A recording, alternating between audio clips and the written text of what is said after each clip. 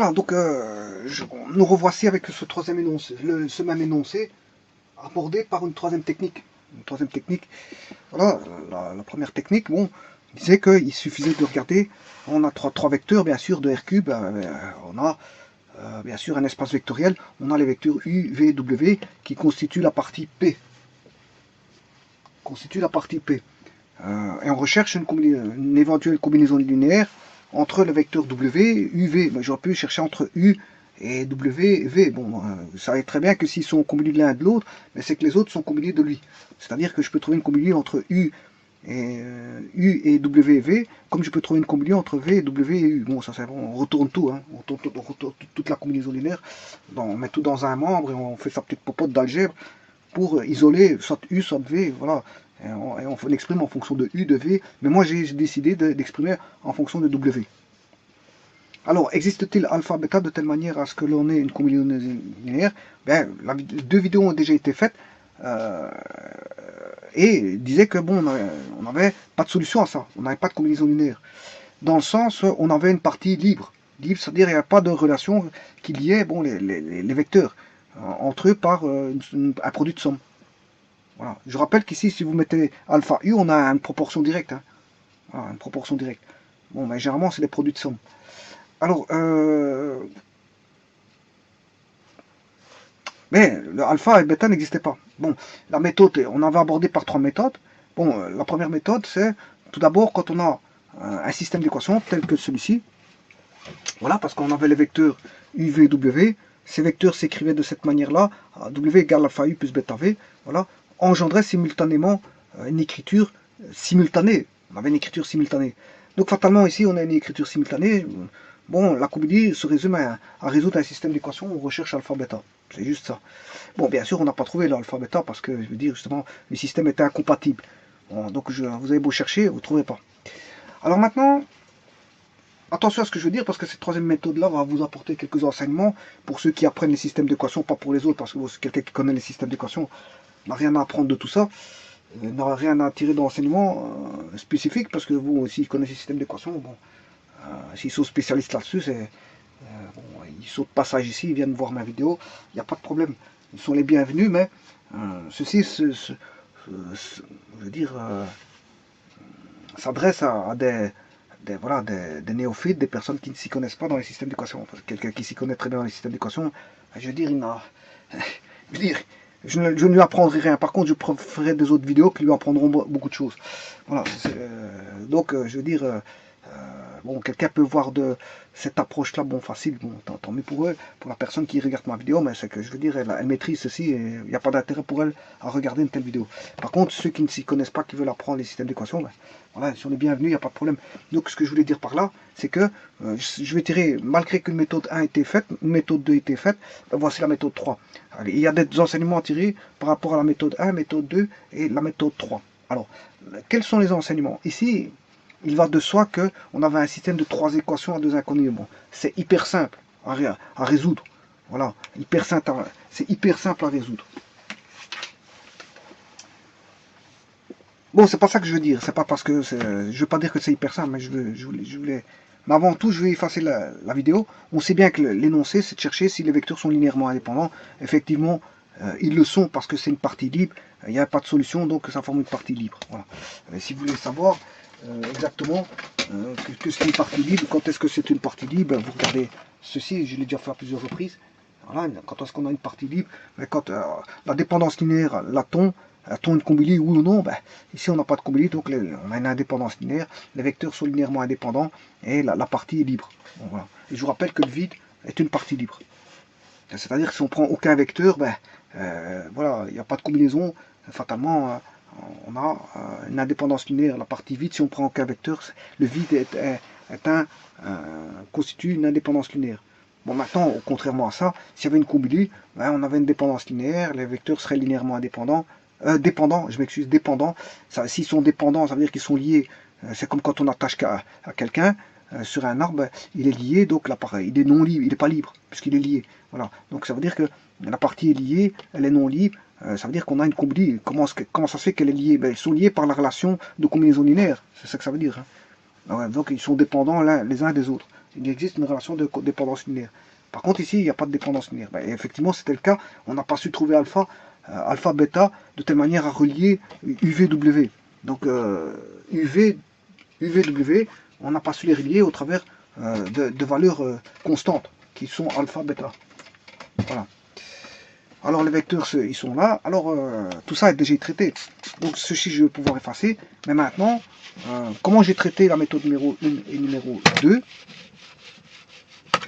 de cet exercice-là? Ben, c'est la méthode de cet exercice-là. Mais, en fait, quand vous avez un système d'équations, il peut être complexe, parce que bon, il y a des systèmes simples. Moi, je parle des systèmes linéaires. Hein. Système linéaire d'équations, c'est-à-dire qu'on a AX plus BY, les exposants sont 1 ici. Et même le terme indépendant, c'est une constante. On a AB sur une constante, et C, on a le terme indépendant qui est une constante. Que je pourrais écrire ceci, voilà, égale 0. Hein. Bon, là, on aurait une équation en f de xy égale 0. Voilà. Bon, là, c'est une équation en xy égale 0. Là, j'aurais plutôt une fonction. Mais maintenant, c'est pas ça que je voulais dire. Je me suis un petit peu éloigné. Ici, ce que je voulais dire, c'est qu'on a un système linéaire d'équations. Ça peut être simple, comme ça peut être un système complexe. Ou hyper complexe encore. Hein.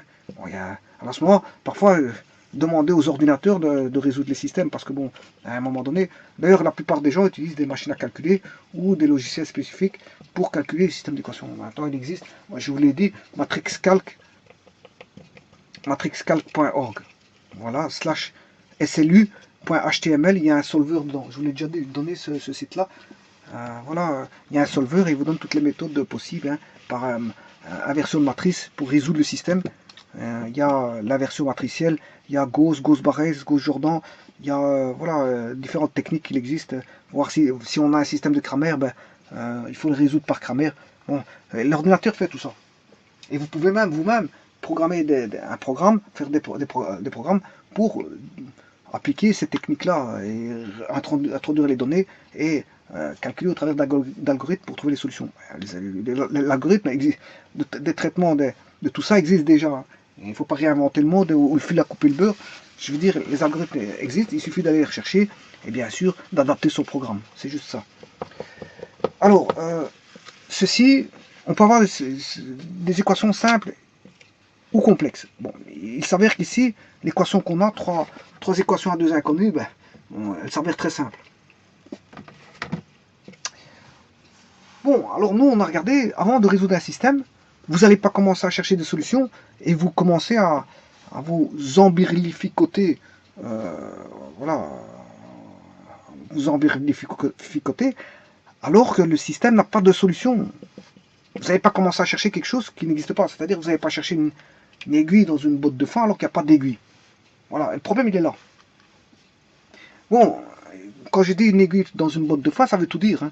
Ça veut dire que le système il est complexe. Vous cherchez des solutions alors que le système est incompatible, il n'y a pas de solution, et vous cherchez des solutions dans un système qui est complexe à résoudre. Bon, ça c'est un petit peu embêtant, parce que vous allez risquer de prendre énormément de temps, et bon, et vous allez perdre votre temps. D'où il existe des critères pour voir si le système est compatible ou pas. Et je vous ai parlé, il existe un des critères, c'est Rouchet, à travers des rangs de matrices. Les rangs de matrices qui vont intervenir, les déterminants de matrice. Hein. C'est au travers des déterminants. Donc derrière les rangs se cache la notion de déterminant. Parce que le rang, c'est la plus grande sous-matrice d'ordre n, extraite de la matrice donnée de départ, de déterminants, on va dire, non nuls, c'est-à-dire de déterminants inversibles qu'on peut extraire. Ce sont les sous-matrices déterminants non nuls qu'on peut extraire d'une matrice donnée. Déterminants inversibles. Voilà. Donc il y a la notion de déterminant. Rouchet fait intervenir la notion de déterminant. Cramer fait intervenir la notion de déterminant. Parce que pour qu'un système de Cramer soit compatible, il faut que le déterminant de la matrice comment est-ce qu'on appelle ça, des coefficients soit différent de 0. À ce moment-là, on peut résoudre par Cramer. Si on a un système de Cramer c'est quand on a m équations égale n inconnues. On a m égale n. Bon, mais Rouchet a deux versions D'ailleurs, ça a donné la méthode numéro 1 et 2 de compatibilité. On a deux théorèmes de Rouchet. Il y a le théorème, on a rang de A égale rang de C. Voilà. Voilà. Rouchet, bon, dit ceci. Pour qu'un système soit compatible, il faut que le rang de A soit égal au rang de C. Donc, le système est compatible et c'est une condition nécessaire et suffisante. Et admet, c'est-à-dire compatible, c'est-à-dire qu'il admet au moins une solution dans Rn. Bon, ici, voilà, on est dans R carré, parce que j'ai deux inconnus. Hein. Voilà, je suis dans R carré, il y a deux inconnus, alpha et bêta. À la condition nécessaire et suffisante que le rang de la matrice soit égal au rang de la matrice, bien sûr, au rang de la matrice des coefficients, soit égal au rang de la matrice complète. La matrice complète à la matrice de coefficients dont on ajoute, on augmente d'un rang. On augmente d'un rang, qui est le rang ajouté, augmenté, mais c'est le rang du terme, c'est le terme indépendant qu'on met en lieu et place du rang ajouté. Bon, donc ça veut dire que Rouchet, lui, voilà, il nous donne un théorème, mais maintenant il nous dit aussi, attention, si vous avez un système de n plus 1 équations à n inconnu, ben, il y a aussi Rouchet-Fontenay, bien sûr, hein, d'ailleurs je vais l'écrire, Rouchet-Fontenay, bon, qu'est-ce qu'ils disent? Ben, ils disent que, attention, si vous avez un système de n plus 1 équations à n inconnu, ben, la condition nécessaire et suffisante pour qu'un système de n plus 1 équations linéaires à n inconnu parmi lesquelles n équations forment un système de Cramer, soit compatible bien sûr, et que la matrice complète soit de déterminant, attention, nul. Hein. Attention, le déterminant doit être nul. Voilà. Et j'ai expliqué pourquoi dans la méthode numéro 2. Donc ça veut dire que là, Rouchet, Fontenay, bon, il nous donne des critères pour voir si on a l'incompatibilité ou la compatibilité. Alors, oui, si c'est compatible, c'est dommage pour ça, mais il faut passer par la résolution. Si on a un système complexe, il faut aborder la résolution complexe. Voilà, il faut réaliser, il faut commencer à adapter les procédures pour traiter le système linéaire d'équations. Et s'il est complexe, ben, ça prendra du temps. Complexe, quand je dis complexe, ça veut dire difficile, ardu. Ardu, c'est pas les nombres complexes, hein. Ça veut dire complexe, ardu. C'est difficile. Et, voilà, difficile, ça veut dire que ça prend beaucoup de, ça prend beaucoup de temps. Il y a beaucoup de tâches à faire et ça prend beaucoup de temps. Voilà. Par contre, si le système est incompatible, ce système, s'il est complexe, tant mieux, vous n'avez pas à le traiter. Vous n'avez pas à le traiter. Donc, les critères, c'est très bien. Et dans le cas de figure, ben, on avait un système, ouais, qui était simple, là. Il était simple. Eh bien, Rouchet est venu nous dire que, bon, il n'y avait pas de solution. Par le critère, on a tout de suite vu qu'il n'y avait pas de solution. Donc, le système est incompatible. Donc, le système incompatible, ça veut dire qu'il n'y a pas de solution. S'il n'y a pas de solution, ça veut dire quoi? Ben, on a une partie libre. Ça veut dire que les vecteurs sont linéairement indépendants d'office. Donc, Rouchet-Fontenay, quelque part, nous ramène aussi à voir que on a une indépendance linéaire, Puisque si le système est incompatible, il n'y a pas de solution, on ne sait pas écrire de combinaison linéaire, donc on a une partie libre, donc on a un système qui est... on a une indépendance, on a affaire à une indépendance linéaire. Ça veut dire que les vecteurs présents sont, la partie présente de vecteurs sont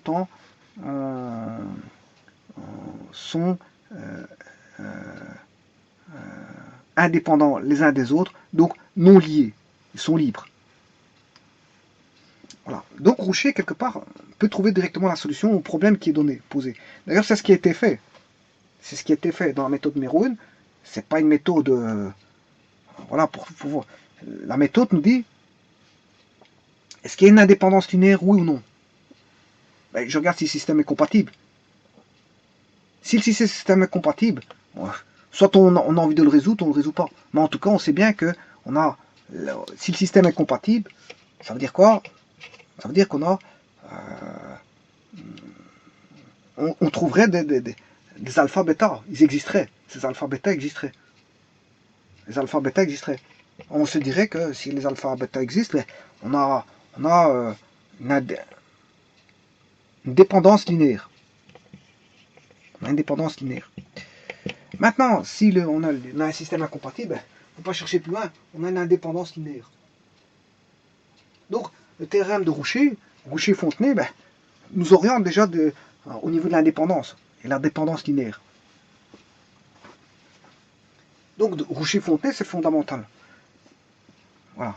Maintenant, si vous voulez trouver les solutions d'un système compatible, ben, le système est compatible, ben, recherchez-les.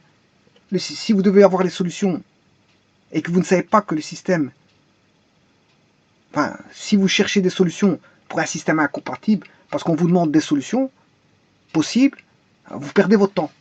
Ce chemin-là, vous perdez votre temps. Donc il aurait fallu utiliser le théorème de Rouchet-Fontenay pour voir si c'est incompatible. Si c'est incompatible, ne cherchez pas de solution. Il n'y a pas à chercher de solution, vous allez perdre votre temps dans un système qui est peut-être difficile et vous allez perdre votre temps. Et si vous avez un examen à faire, ben, vous perdez votre temps à calculer des choses qui ne vous ramènent à rien puisqu'il n'y a pas de solution. Parce que vous n'avez pas regardé le critère s'il était compatible ou incompatible. S'il est incompatible, on arrête les frais. Il n'y a pas à traiter quoi que ce soit. Voilà. Donc pour un système difficile, un système linéaire difficile, ben, regardez d'abord si par Rouchet-Fontenay, pour rechercher le alpha-bêta, bien sûr, si on vous demande le alpha-bêta. Parce que pour savoir si c'est linéairement dépendant ou indépendant, vous n'êtes pas obligé de rechercher alpha-bêta. Si vous savez qu'il est compatible ou incompatible, vous savez directement s'il existe alpha-bêta. Voilà. Maintenant, pour avoir le cœur net, ben, on résout, on veut les solutions. Pour avoir le cœur net et avoir les valeurs pour lesquelles on a une combinaison linéaire. Bon, maintenant, ceci étant dit, ce qui s'est passé, la méthode 1, ben, j'ai fait Rouchet-Fontenay, je me suis permis de voir que c'était un système incompatible, donc fatalement, j'avais une indépendance linéaire. Méthode numéro 2, un deuxième critère de Fontenay, parce que j'avais n plus a équation à n inconnu, ben, il a un second théorème, ben, je l'ai utilisé ben, pour voir que, au bout du compte, c'était aussi un système incompatible. Donc ça, c'était une deuxième méthode. Bon, maintenant, supposons que ici on a un système simple. Ne pas faire ça avec un système compliqué. Voilà, pour ne pas faire ça avec un système compliqué. Si vous avez un système simple, bah, vous pouvez court-circuiter Rouchet-Fontenay. Hein. Si vous avez un système simple tel qu'il est là, je vous ai dit que c'était un système simple, ben vous pouvez appliquer vous pouvez ne pas appliquer Rouchet-Fontenay, vous résolvez directement, parce que la résolution va se faire automatiquement, vous allez savoir si c'est compatible, et en même temps, vous aurez en même temps les solutions. Mais à ne pas faire tout le temps, attention, ça ne pas faire tout le temps. C'est à faire que quand le système est simple, comme ici, 3 équations à 2 inconnues. Donc, on va rechercher après ça. Le système, je vais aller le chercher. Donc, on a un système simple, hein, bon, il n'est pas trop compliqué, donc on va le résoudre par la méthode d'élimination de Gauss. Donc on a 1 alpha plus 0 bêta, 1 alpha plus 0 bêta égale 0. On a une équation homogène. L'équation ici, numéro 1, est homogène.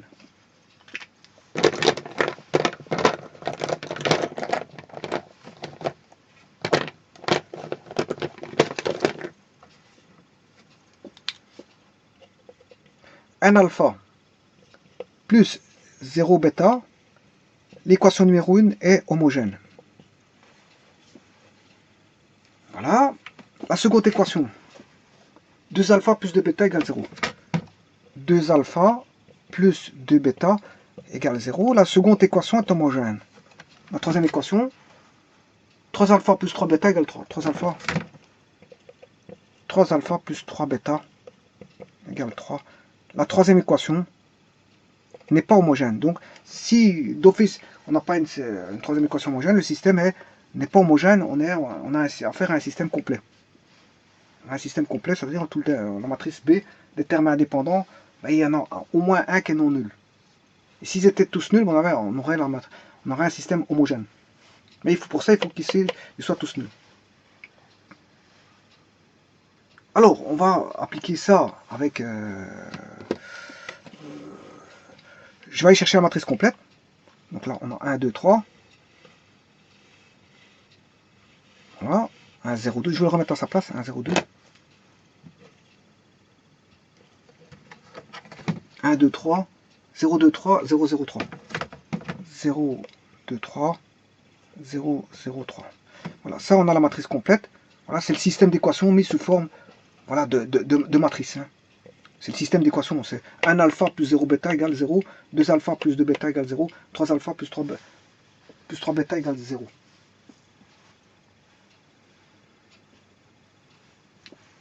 Alors, je vais essayer d'avoir une triangularisation de 0. Pour ça, je vais commencer à partir de la ligne 1. Enfin, la ligne 2 va devenir la ligne 1 moins 2 fois la ligne 2 va devenir la ligne 2 moins 2 fois la ligne 1. Ça veut dire que je vais faire 2 fois 2 moins 2 fois 1. Ce qui fait 0.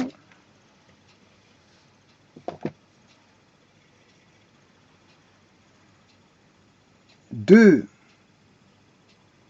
moins 2 fois 0, ça reste 2. Quand vous avez un 0 ici, là, ça reste comme celui-ci. Comme celui-ci, il va rester 0. Donc voilà. Donc là, il n'y a rien qui change. 0 moins 2 fois 0, ça fait 0 moins 0, ce qui fait 0. Voilà, j'ai déjà un 0. Donc cette équation-là me donne alpha plus 0 bêta égale 0. Ça me donne alpha égale 0. La deuxième va me donner 2 bêta égale 0. Pour l'instant, on a des solutions, mais le système, je vous dis, il est incompatible, on l'a vu. Hein, pourquoi il est compatible? Pourquoi ici, il y a une certaine compatibilité entre 1 et 2? C'est normal, on a un système de Cramer, un système de Cramer de deux équations à deux inconnus, alpha, bêta. On a un système de Cramer avec le déterminant qui est différent de 0. Donc c'est normal que celui-ci, il est possible. Hein. Une fois 2, 2, moins... voilà, c'est pour ça que j'ai des solutions. Mais c'est pas parce que j'ai des solutions ici que la suite, vous allez voir que s'il est incompatible, c'est à cause de celui-là qui est incompatible avec quelque chose, soit la première ou la deuxième. On va le voir tout de suite. Mais de toute façon, on sait le voir. Hein. Une fois 3, 3. Une fois 3, 3. Une fois 3, 3. Moins 3 fois 0. Là, celui-ci, le déterminant, il est nul. Donc, ces deux-ci seront compatibles. Voilà, ils sont compatibles, ces deux-ci. Je vais créer une combinaison de ces deux-ci pour réécrire celle-ci. On va y aller. Donc, je vais faire la L3. On va devenir L3 moins 3 fois la L1. Donc, j'aurai 3 moins 3, j'ai bien mon 0 ici.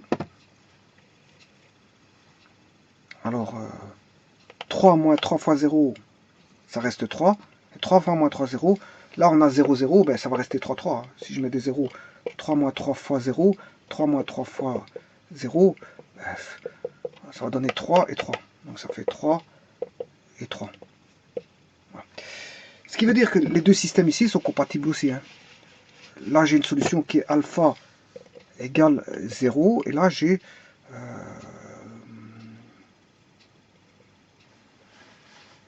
3 bêta égale 3, ce qui fait bêta égale 1. Jusqu'à présent, tout va bien. Jusqu'à présent, tout va bien. Bêta vaut 1. Bon, maintenant, je vais créer une combinaison linéaire entre ces deux-ci pour avoir un 0 de triangulaire, une triangulaire ici. Ça, c'est le pivot. Hein. C'est le pivot. Bon, on va regarder. Bon, on va faire une liaison entre la 2 et la 3. La combinaison linéaire, ça va être la suivante.